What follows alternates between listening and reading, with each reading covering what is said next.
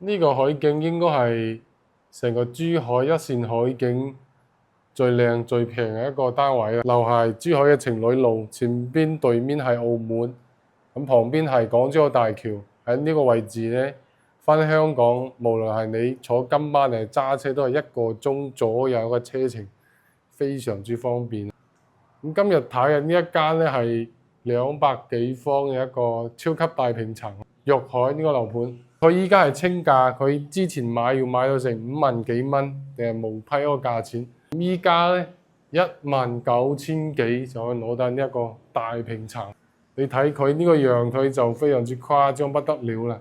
咁呢一間230方呢個大平層咧，佢係4房2廳4衛嘅一個戶型咧。首先呢一度咧係佢一個客廳嘅位置咧，客廳同廚房同餐廳都係分開嘅，佢呢個格局就比較特殊啊。可以睇到呢個就係佢係入嚟呢個客廳同埋休息區嘅一個大門，呢個子母門呢兩邊。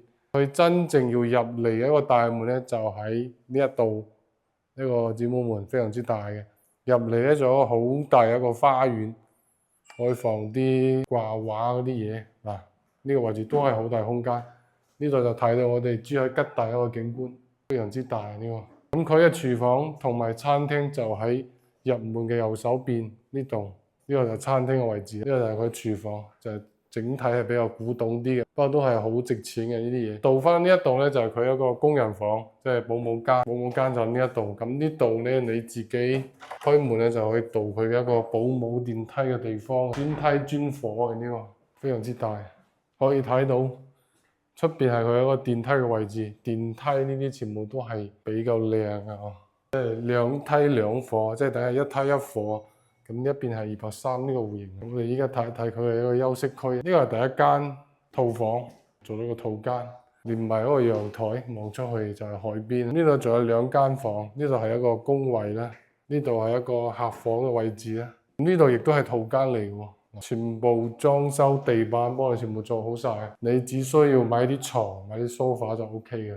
要係單價平啊，19000幾喎，之前要賣到成5萬蚊個房。喺呢個位置，呢個係主人房嚟嘅，帶咗個好大嘅浴缸，同埋一個沖涼房都係分開。呢度仲有間衣帽間，冇開燈，有啲黑。呢個就係主人房，非常之大嘅主人房，望出去係一線海景啊。港珠澳大橋、澳門啊，同埋情侶路，全部都係望晒嘅。呢個位置亦都係珠海嘅情侶中路啦，位置最好嘅。如果有興趣嘅，可以私信我，發啲詳細啲嘅資料俾你。